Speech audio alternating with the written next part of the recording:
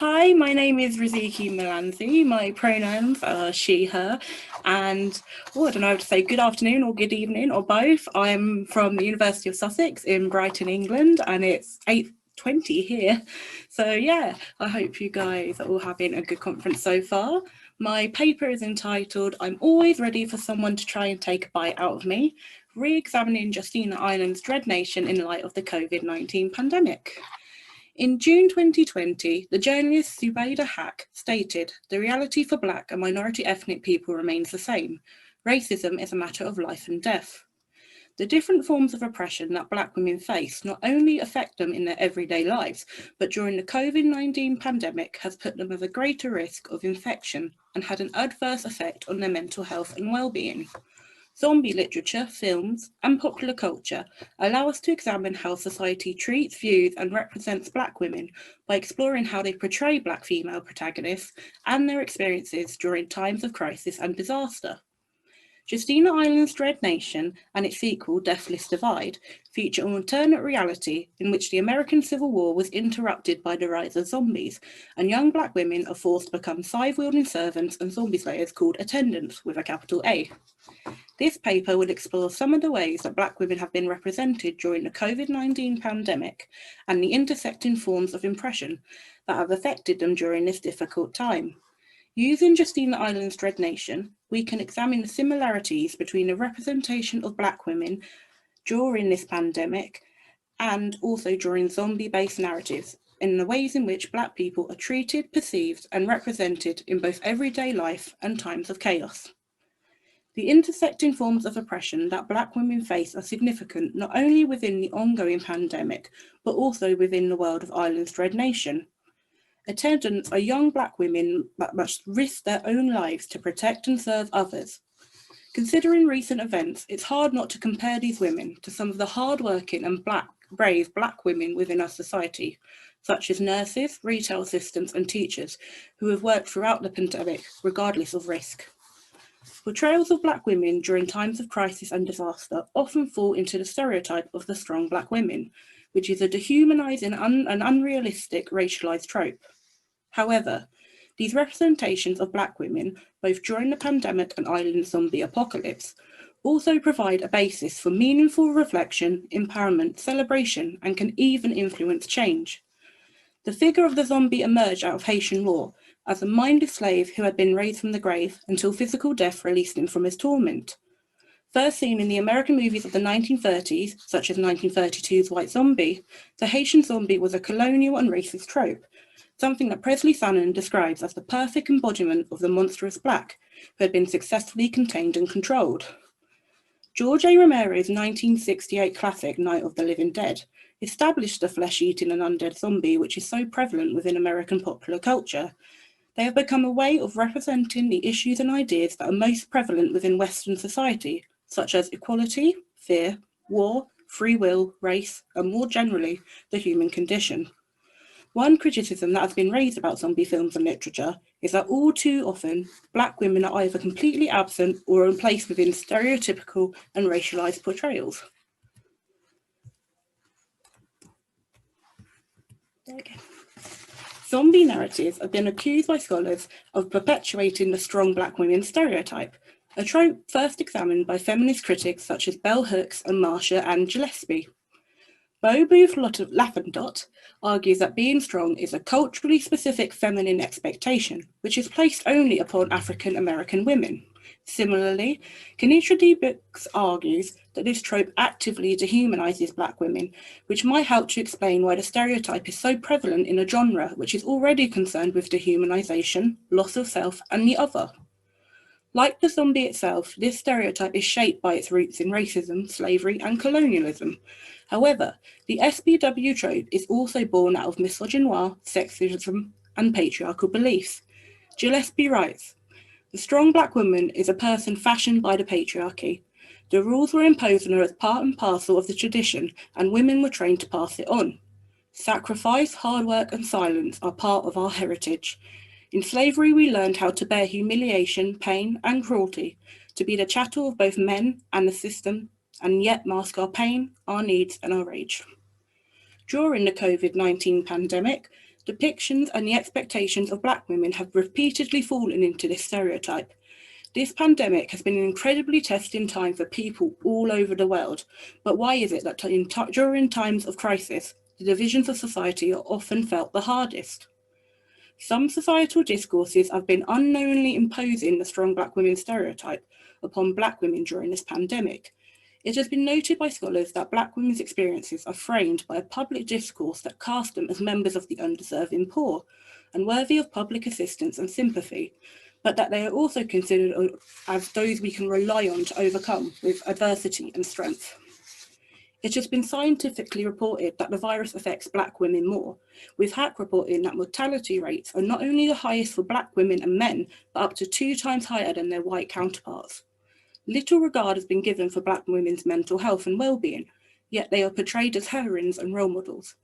In Dread Nation, this can be seen in the way that the attendants, a perfect example of the SBW stereotype, are portrayed and treated within this apocalyptic world.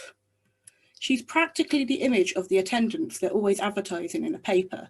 The Negro girl holding swords and smiling prettily. Ladies, don't go it alone. Keep yourself safe with a Miss Preston's girl. In both the United States and the United Kingdom, many Black women are employed in public-facing or key worker roles in industries such as healthcare, retail, and education. It has been stated that Black women are uniquely situated within overlapping systems of oppression to sustain disproportionate losses of life and livelihood during this pandemic. And it is apparent that class, social, economic position, and occupation are just some of the factors that are causing this. Through Dread Nation's attendance, Ireland examines how racial and class-based oppression can force Black women into certain occupations that might provide greater risks or a lower quality of living. Ireland's novel is not only a critique of the different ways that oppression operates within society, but also the way in which it operates after a disaster, crisis, or period of unrest. Zombie apocalypse narratives, such as Night of the Living Dead, or more recently Netflix's Black Summer, highlight how some members of society adopt an every man for himself philosophy during crises. This is a philosophy which most negatively impacts minorities and those considered the other within society, who are already being impacted by established power relations and oppression. And this can be seen within the novel when we look at the Survivalist Party, which is a white Christian organisation. Sohas argues that it is this philosophy during apocalypses, alongside the discourse of survivalism itself, that reverts us back to primitive forms of social organisation that include essentialising ideas about gender roles that associate women with weakness and emotional vulnerability, and men with brute strength and resilience. However, Black women are seldom represented as weak or vulnerable in such narratives, as this would contradict their framing as resilient and strong. This is a stereotypical representation that we see time and time again within zombie films, literature, and TV shows, which leaves Black women just as dehumanised and hollow figures as the zombies of which they are fighting. In 28 Days Later, Selena places the needs of the other survivors before herself multiple times, and even when at risk of sexual assault. And in The Walking Dead, Michonne is not given the narrative space to adequately mourn the death of Rick Grimes. The time jump that takes place within the season 9 episode, Who Are You Now?, not only allows the writers to avoid addressing Michonne's immediate reaction to the loss of her partner, but also serves to bypass any consideration of her mental health and well-being in a way that Black women within society have unfortunately become increasingly accustomed to. The showrunners of The Walking Dead are either suggesting to their audience which Michonne's suffering is unimportant, or that more worryingly, it does not exist. It is too often that Black women are not given the time or space to mourn, both within popular culture and wider society. There is a lack of importance placed around emotions, feelings, and experiences of Black women within society, which can also be seen within wider American popular culture. This desensitization is born out of racial prejudices and stereotypes such as the SBW, angry Black woman, and more recently, the feminazi. These all devaluate the experiences of Black women and distort the ways in which they are portrayed and perceived. This desensitization has been prevalent both during the COVID-19 pandemic and throughout the last couple of years. It is commented on and represented during Dread Nation, but also rebuked. and it contributes to a wider societal discourse which creates a lack of respect towards and support for Black women. Furthermore, both pandemics and apocalypses offer very little time to process one's situation, practice self-care, or look after one's well-being. The expectation of Black women to remain strong and stoic therefore compounds this difficulty, as they are often unable to access adequate support or respite from their situation. In 2020, over 60% of the African American women surveyed by Essence magazine agreed that the pandemic has most negatively affected their emotional well-being and mental health.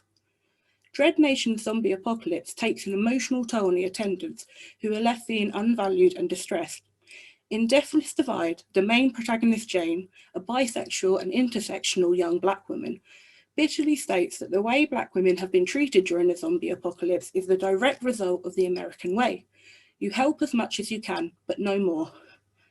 The Dread Nation novels not only provide a striking commentary on American issues and ideas, but also facilitate the discussion of how we enact change and respond to such problems. Crockett and Zacharina argue that the zombie represents America's deepest fears, but, however, they also provide an opportunity for representing its greatest strengths and ideas. The representation of Black women within zombie apocalypse narratives are also sources of empowerment and celebration. Characters such as Jane from Dread Nation or Michonne from The Walking Dead could be considered as literary embodiments of the Black Girl Magic movement, which celebrates Black women's achievements, resilience, and power. During this pandemic, we have seen digital activism and community support for Black women grow. During the first United Kingdom lockdown, we had a weekly clap for our carers, with some organisations emphasising the sacrifices and hard work of their BAME staff in particular.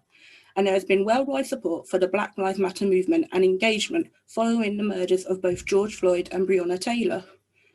Although the depiction of attendance within Dread Nation and of Black women during this pandemic both fall into SPW stereotypes, they are also examples of what Gillespie calls the ultimate heroine.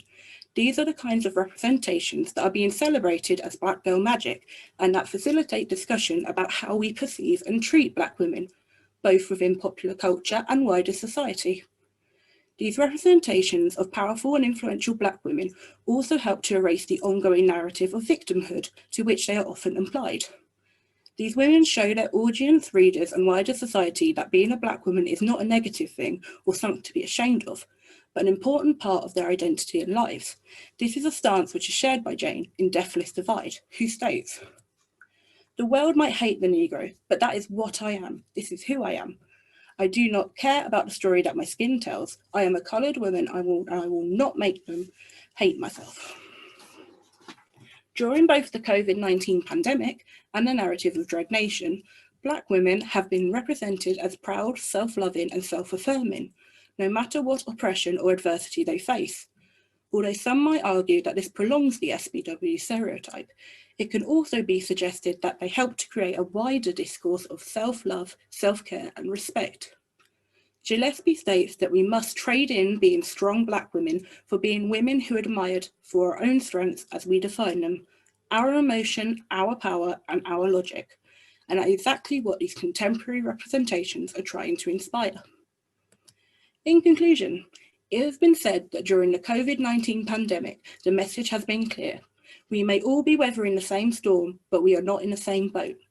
Justina Ireland Dread Nation provides a speculative imagining of the sacrifices that Black women have made and will continue to make during this pandemic. Excuse me. Their everyday lives and throughout history too. During crises, Black women are framed within cultural and racialized stereotypes that take away consideration for their emotional well-being and just simply brand them as strong. Crises within popular culture and speculative fiction, such as the zombie apocalypse in Justina Ireland Dread Nation, examine the ways in which the oppression of marginalized people are intensified by chaos, conflict, and world-changing events. The representations of Black women discussed within this paper create the opportunity for organizing and enacting change through how society both interprets them and engages with them. These narratives are also a source of empowerment and celebration for Black women, as they encourage self-love, self-care, and pride in who they are and what they do. Thank you very much for listening.